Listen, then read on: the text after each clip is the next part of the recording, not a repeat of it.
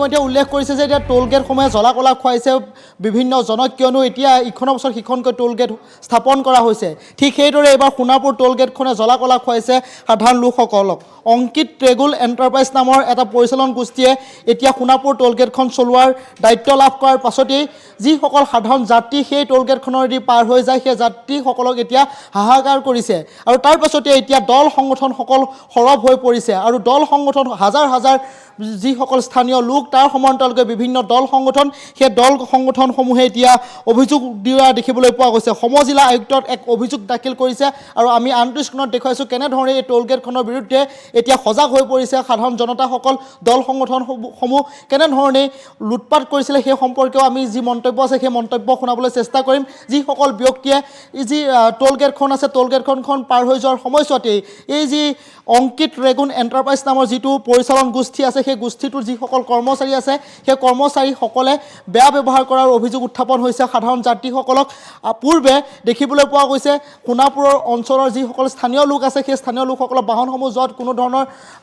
তেখেতসকলৰ মাচুল সংগ্ৰহ নকৰে কিন্তু এতিয়া তেখেতসকলৰ মাচুল সংগ্ৰহ কৰাৰ সমান্তৰালকৈ সৰু সৰু কথাতে সেই নেশ্যনেল ৰাষ্ট্ৰীয় ঘাইপথেৰে যোৱা যিসকল সাধাৰণ যাত্ৰী আছে সেই সাধাৰণ যাত্ৰীসকলক সৰু সৰু কথাতে বেয়া ব্যৱহাৰ কৰা অভিযোগ উত্থাপন হৈছে আৰু এই অভিযোগৰ পাছতে এতিয়া হাজাৰ হাজাৰ লোক একত্ৰিত হৈছে আৰু এই সোণাপুৰ টোল গেটখনৰ যিটো পৰিচালক গোষ্ঠী আছে অংকিত ৰেগুন এণ্টাৰপ্ৰাইজ এই অংকিত ৰেগুন এণ্টাৰপ্ৰাইজৰ বিৰুদ্ধে এতিয়া জাঙুৰ খাই উঠিছে হাজাৰ হাজাৰ লোক আমি দেখুৱাইছোঁ স্ক্ৰীণত আৰু সকলোৱে সমজিলা আয়ুক্তক এক অভিযোগ উত্থাপন কৰিছে যে তেওঁলোকে বেয়া ব্যৱহাৰ কৰিছে গুণ্ডামি কৰিছে নিশা হোৱাৰ লগে লগে যিসকল যাত্ৰী সেই পথেৰে যায় বা নিজৰ বাহনখন সৰু বাহনখনলৈ তেওঁলোকে আগুৱাই যায় সেই যাত্ৰীসকলক সৰু সৰু কথাতে গুণ্ডাৰ ৰূপ ধাৰণ কৰে কৰ্মীসকলে এনেধৰণৰ কিছুমান অভিযোগ আমাৰ হাতত আহি পৰিছে আৰু এইসমূহ অভিযোগৰ পাছতেই এতিয়া এই যিটো অংকিত ৰেগুন এণ্টাৰপ্ৰাইজ আছে সেই এণ্টাৰপ্ৰাইজটো যিটো পৰিচালক গোষ্ঠী আছে সেই পৰিচালন গোষ্ঠীটোৰ বিৰুদ্ধে এতিয়া সকলো সৰব হৈ পৰিছে আমি আনটো স্ক্ৰীণত দেখুৱাইছোঁ কেনেধৰণে হাজাৰ হাজাৰ লোক ওলাই আহিছে আৰু সকলোৱে সমজিলা আয়ুক্তক এক অভিযোগ উত্থাপন কৰিছে আৰু দুই পক্ষৰ মাজত এক আলোচনাত মিলিত হৈছে আৰু এই আলোচনাৰ পাছত কি ধৰণৰ সিদ্ধান্ত গ্ৰহণ কৰে এই টোল গেটখনৰ বিৰুদ্ধে কি ধৰণৰ ব্যৱস্থা গ্ৰহণ কৰে সেয়া পৰৱৰ্তী সময়ছোৱাত লক্ষণীয় হ'ব কিন্তু এটা কথা ক'ব লাগিব অসমৰ ইখনৰ পাছত সিখনকৈ টোল গেট এতিয়া খোল খাইছে আৰু এই টোল গেটসমূহ চলোৱাৰ দায়িত্ব বহিৰাগত গোষ্ঠীয়ে লাভ কৰে আৰু ঠিক সেইদৰে অংকিত ৰেগুন এণ্টাৰপ্ৰাইজটো হৈছে এক বহিৰাগত গোষ্ঠী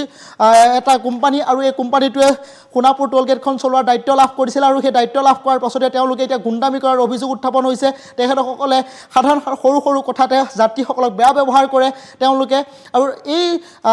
অংকিত ৰেগুন এণ্টাৰপ্ৰাইজৰ সকলো কৰ্মচাৰীয়ে বহিৰাগত বুলি আমি খবৰ লাভ কৰিছোঁ আৰু তাত স্থানীয় লোকসকলক তেওঁলোকে নিয়োজিত কৰা নাই পূৰ্বে দেখিবলৈ পোৱা যায় তাৰ স্থানীয় লোকসকল নিয়োজিত হৈ থাকে আৰু তাৰ পাছতে যাত্ৰীসকলৰ লগত এটা ভাল ব্যৱহাৰ কিন্তু বৰ্তমান সময়ছোৱাত যাত্ৰীসকলৰ সৈতে বেয়া ব্যৱহাৰ কৰা দেখিবলৈ পোৱা গৈছে আৰু প্ৰতিদিনে ইটোৰ পাছত সিটোকৈ অপ্ৰীতিকৰ পৰিস্থিতি পোহৰলৈ আহিছে যাত্ৰীসকলৰ লগত কৰা দুৰ্ব্যৱহাৰ পোহৰলৈ আহিছে সকলোৱে এতিয়া সামাজিক মাধ্যমত এইসমূহ ভিডিঅ' দিয়া দেখিবলৈ পোৱা গৈছে আৰু সমজিলা আয়ুক্তৰ সৈতে যিখন বৈঠকত মিলিত হ'ল এই বৈঠকৰ পাছত কি সিদ্ধান্ত লয় সেয়াও লক্ষণীয় হৈ পৰিব নেইনা